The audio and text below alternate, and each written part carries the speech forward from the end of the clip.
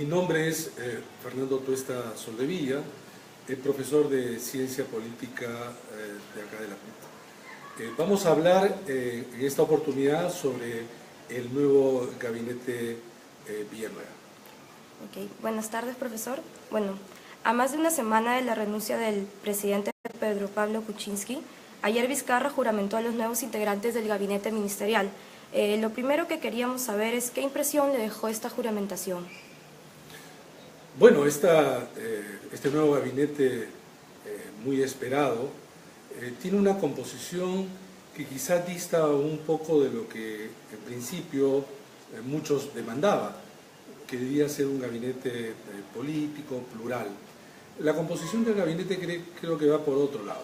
Este es un gabinete, yo diría, centralmente tecnocrático. ¿Y por qué? Al decir esto, quizá uno puede pensar muy parecido a los gabinetes del presidente Pedro Pablo Kuczynski. No, tecnocrático en la medida en que está integrado por ministros que han tenido carrera en el Estado, que han tenido experiencia en gestión pública y no personal que viene de lo privado, pasan a lo público por un tiempo y regresan al mundo privado. Y entonces esto le da, digamos, un sostén a este gabinete de este tipo de experiencia. Y por lo tanto, salvo el caso de Eresi en justicia, tenemos un gabinete que va a reposar la parte política en Vizcarra y Villanueva. Ahora, ¿qué otras características uno puede percibir en segundo lugar? Yo creo que esto no se le ha dado mucha relevancia, pero creo que no deja de ser importante, aun cuando ya se vio en el gabinete Arauz, que es el hecho que los ministerios y los sectores de defensa del interior han pasado nuevamente a mano de las Fuerzas Armadas y Policiales. Desde la transición democrática en este siglo, estos sectores eran encabezados por civiles conocedores del sector. Sin ir muy lejos, el anterior caso de Carlos Basombrío quizá fue lo más resaltante. No es un gabinete paritario, obviamente, que muchos consideraban que debía tener este perfil. Hay 5 mujeres nada más, pero bastante competentes, dicho sea de paso. Y finalmente, tampoco ha reposado en aquello que quizá también se podía esperar, vale decir, en ministros que hayan pasado también por gobiernos regionales, salvo Villanueva, el caso de Trujillo, el resto no. Pero tampoco puede tener este color, digamos, limeño, centralista, de élite, que siempre se percibía en los gabinetes de PPK. En conclusión, podemos decir que este es un gabinete con figuras no conocidas, y sin embargo que no produce muchas resistencias, salvo un caso que puede ser políticamente riesgoso, que es el caso de justicia. Se ha cuestionado de parte de algunos sectores la presencia de Salvador Eresi de las filas de Peruanos por el Cambio, por su cercanía a sectores del fujimorismo. Sin embargo, yo creo, más allá de lo que los dirigentes de este partido señalen, sí es parte de un acuerdo. ¿Y qué más acuerdo que en el caso de Salvador Eresi, que es secretario general del partido? Un partido que no tiene una bancada numerosa, ni siquiera cohesionada, pero que, sin embargo, es preferible tenerlo al lado que tenerlo al frente. Eso sería, yo creo, a grosso modo, las características de este nuevo gabinete. Bueno, por aquí nos están preguntando si considera usted que es bueno tener a los abogados como mayoría ministerial. Depende. Han habido gabinetes con ese perfil. Hay que acordarse que los abogados, sobre todo de esta rama, vale decir, aquellos que han desarrollado puestos claves en la administración pública, pueden ser personal muy importante. Yo creo que además los abogados han ocupado puestos importantes en general en la administración pública y en cargos de alta dirección. Bueno, ¿qué es lo que le deja la frase de pasamos del gabinete de lujo al gabinete de trabajo? Bueno, yo creo que eso de gabinete de lujo fue autoproclamado por los mismos autoridades que dirigían aquellos gabinetes, que chocaron pues lamentablemente con una realidad que terminó con lo que ya sabemos. Y gabinete de trabajo quizá puede mostrar dos cosas. Uno, por el hecho de esta composición que antes hemos señalado, y dos, porque el mismo presidente Martín Vizcarra ha exteriorizado a través de sus actos iniciales esa idea, ¿no? Estar allí donde están los problemas. Por eso su presencia al inicio en el Hospital del Niño, sector salud, por eso al inicio su visita al colegio emblemático Melitón Carvajal, sector educación, y entonces ha estado presente en aquellos puntos que eran también eje de su programa. Estuvo ciertamente presente también en la promulgación por insistencia de la Ley de Fortalecimiento de la Contraloría General de la República, aun cuanto ahí tuvo también quizá para algunos sectores un traspiés, porque esta ley exceptuaba de control, en el sentido de designación del encargado de control interno al propio Congreso de la República. Eso ha sido sometido a muchas críticas. Pero digamos, el mensaje estaba allí y por lo tanto el gabinete de trabajo busca distanciarse también de estos gabinetes que aparecían, repito, con esta sensación o percepción de gabinete centralista, gabinete de élite, gabinete limeño, ¿no? Este es un gabinete más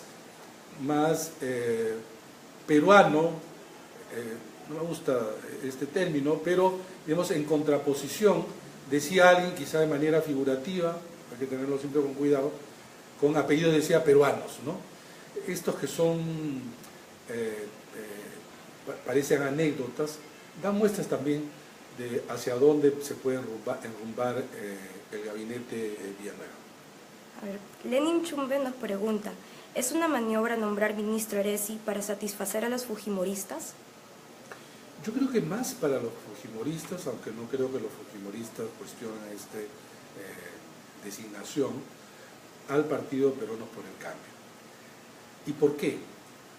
Porque es inicialmente el partido de gobierno, no es el partido de Martín Vizcarra, no es miembro del partido, no pertenece al partido, pero al inicio algunos dirigentes importantes señalaron que si es que sentían que el gabinete se inclinaba mucho hacia el fujimorismo, ellos iban a pasar a la oposición. Y entonces darle una cartera era la forma quizá, y ha sido así, de calmarlos, algunos dirían hasta contentarlos, pero creo que es riesgoso. Y es riesgoso políticamente porque es un sector justicia en donde se va a tramitar algo que viene de la herencia del gobierno del BPK, es el tema del indulto de Alberto Fujimori. Y entonces, si Pedro Pablo Kuczynski tenía un compromiso, sobre todo con el kenyismo en relación al indulto de Alberto Fujimori, esto no tenía por qué ser parte de la herencia de Martín Vizcarra, que no está comprometido con este acuerdo. Sin embargo, el hecho se va a dar. En algún momento se va a pronunciar en la Corte Interamericana de Derechos Humanos y el gobierno va a tener dos salidas, acata o no la resolución respectiva. Y eso se tramita a través de quién, con un eje importante y un actor importante, el Ministerio de Justicia. Y entonces esto de dejar contento puede terminar siendo también un problema político para el gobierno. Pero bueno, se supone que Eresi también es un político, el secretario general del partido, y vamos a ver cómo se va a mover en estas aguas bastante complicadas. A ver, David CP nos dice si podría comentarnos un poco de la experiencia con la que cuenta el ministro de Economía para la reactivación económica y la superación del déficit fiscal. Exactamente sobre eso es difícil saberlo. Lo que sí sabemos de él es que es un economista de mucha experiencia, es un economista que tiene experiencia nacional e internacional en instituciones internacionales destacadas, ha pasado también por el Estado y de alguna manera también es parte de estos economistas que han trabajado alrededor de varias gestiones, incluso se dice recomendado por Luis Carranza, que es el ministro de Economía, a quien se dice también que era el inicial propuesto, pero que por varias razones no aceptó y recomendó a David Tueste, el actual ministro de Economía. A ver, mira, Iván Beretrillana nos pregunta, ¿qué consecuencias va a traer a la gobernabilidad el hecho de que el Sindicato de Trabajadores del MINSA se oponga a la designación de Silvia Pesá como titular de dicha cartera? Dos cosas. Lo primero es que esta juramentación y este nuevo gabinete va a tener que presentarse ante el Congreso para solicitar el voto de confianza llamado al inicio voto de investidura. Dentro de eso, el sector salud. Ahora bien, efectivamente el sindicato ha mostrado su rechazo a su designación, pero ya está designada. Exigir la renuncia para un ministro, en este caso ministra, recién designada sin siquiera haber iniciado sus propias acciones como autoridad, creo que es demasiado exigir, y si bien el sector puede estar contrario a ella, existe una opinión pública que le da al gobierno de su gabinete cierto momento como para que pueda tener la posibilidad de gobernar.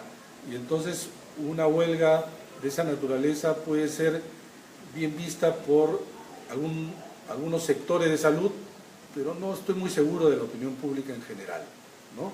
Pero ciertamente allí hay un problema. Jorge Madico nos pregunta, ¿considera que existe una alianza política entre Vizcarra y el fujimorismo a través del premierato de Villanueva? No, no creo. Martín Vizcarra ha tenido que leer un poco los sucesos de relación entre Ejecutivo y Legislativo del gobierno anterior. A él no le conviene aparecer asociado al fujimorismo, pero tampoco al fujimorismo le conviene a Fuerza Popular estar asociado con el gobierno, porque parecería corresponsable del resultado de este gobierno. Porque más allá de la relación ejecutivo-legislativo, el gobierno tiene que gobernar y dar resultados. Y digo más allá de esta relación porque si el gobierno no ofrece resultados más o menos en el corto plazo, el desgaste del gobierno no va a venir de su relación con el Congreso, sino su relación con las demandas ciudadanas. Y esto sí puede erosionar mucho al gobierno. A ver, Irving Garay nos pregunta, ¿crees que el Congreso volverá a ser obstruccionista con este nuevo gabinete? ¿Qué papel va a jugar el fujimorismo? Creo que inicialmente no. Inicialmente no, un poco porque se deshizo del principal actor a quien querían confrontar. Fuerza Popular nunca reconoció su derrota y en consecuencia el triunfo de Pedro Pablo Kuczynski. Es más, en las últimas semanas incluso insinuó que había habido fraude en contra de ellos. Y Fuerza Popular quería fuera a Pedro Pablo Kuczynski del gobierno. No es lo mismo con Vizcarra. Eso por un lado. Pero por otro lado, más allá de la voluntad de Fuerza Popular no puede mostrar una actitud obstruccionista porque ya la salida de PPK ha cobrado a ellos un costo. El nivel de rechazo de la opinión pública hacia el Congreso es muy alto. Y no ha habido en la historia del Perú dos presidentes que hayan salido por su relación con el Congreso. Y eso yo creo que sería no solamente demasiado costoso en general, sino particularmente costoso por Fuerza Popular. Sin embargo,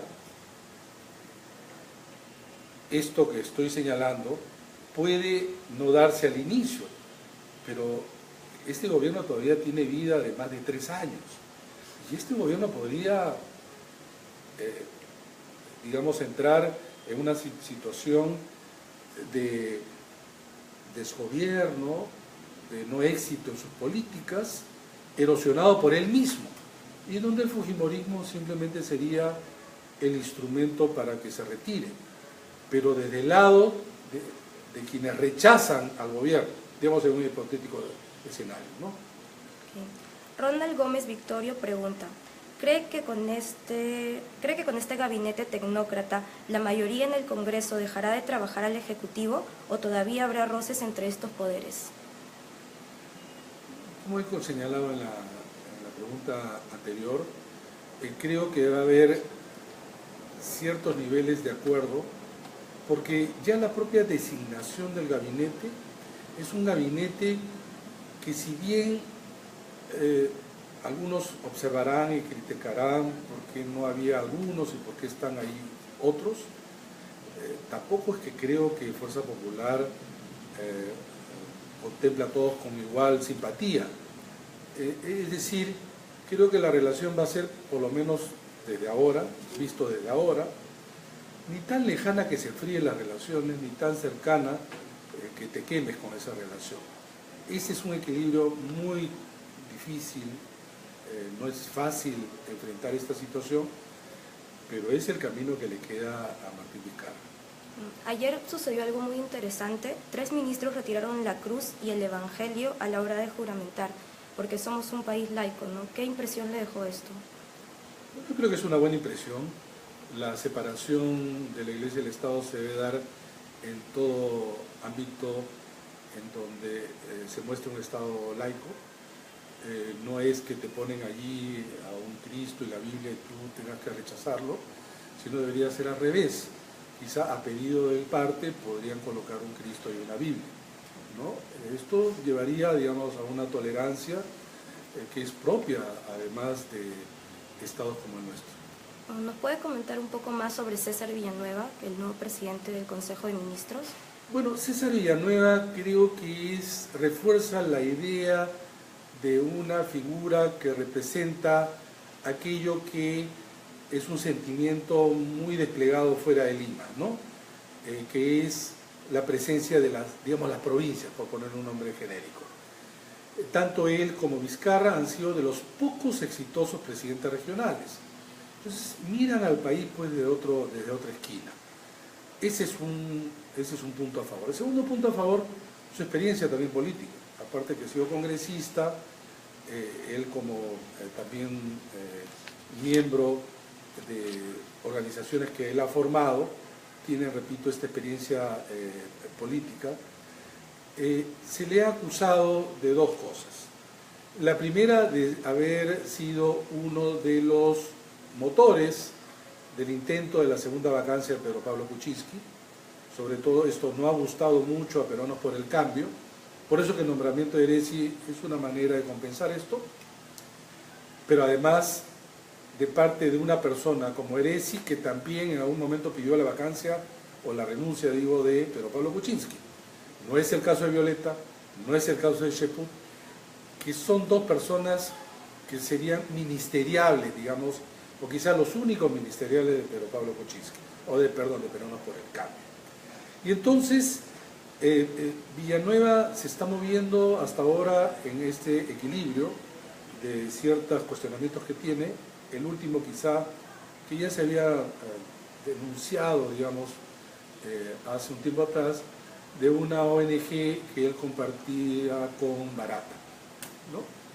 Quizá en algún momento, por más que ha sido una denuncia ya antigua, debe volver a aclarar, porque es necesario que, si es que quieren distanciarse mucho al gobierno anterior, tienen que dejar en claro cualquier vínculo que mañana puede ser sacado de nuevo para justamente cuestionarlo políticamente. Y ya para ir cerrando, profesor, Manuel Pazaro nos dice que hay una huelga de maestros anunciada, sincronizada con la reunión de mandatarios. ¿Qué opina respecto a esto y el futuro del gabinete? Bueno, las huelgas suelen tener algunos propósitos de demandas sentidas por el sector, pero también un aspecto político. Y claro, si lo hacen coincidiendo con la cumbre, lo que buscan es justamente una visibilidad mayor. Allí vamos a ver, quizá eso es uno de esos primeros retos, cómo va a enfrentar la huelga el gobierno, el gabinete y también particularmente el ministro del sector, porque los ministros pueden tener mucha experiencia en la gestión, pero otra cosa es ser el responsable político del sector. Y allí algunos han dado una sorpresa porque lo han hecho de buena manera y con éxito, y otros simplemente se han resbalado. Pero efectivamente esa es una prueba de fuego. Y por otro lado, esta prueba de fuego no es simplemente cumplir o aceptar la demanda del sector a través del sindicato, sino también tener el equilibrio suficiente como para que no ocurra como las huelgas anteriores, en donde fue un elemento de erosión de los ministros del gobierno de Pedro Pablo Kuczynski. Ese es un reto. Sin embargo, pese a eso, no creo que afecte la gobernabilidad. Ojo, la gobernabilidad es más allá de un momento de una huelga, más allá de una protesta. La gobernabilidad se pone en peligro cuando hay una movilización extendida, demandas irresueltas, desprestigio del gobierno, choque de poderes, es algo mucho mayor. Yo creo que por lo menos en el corto plazo tenemos delante un escenario más o menos despejado. Listo, muchísimas gracias por No, su gracias a tiempo, ustedes profesor. por la invitación.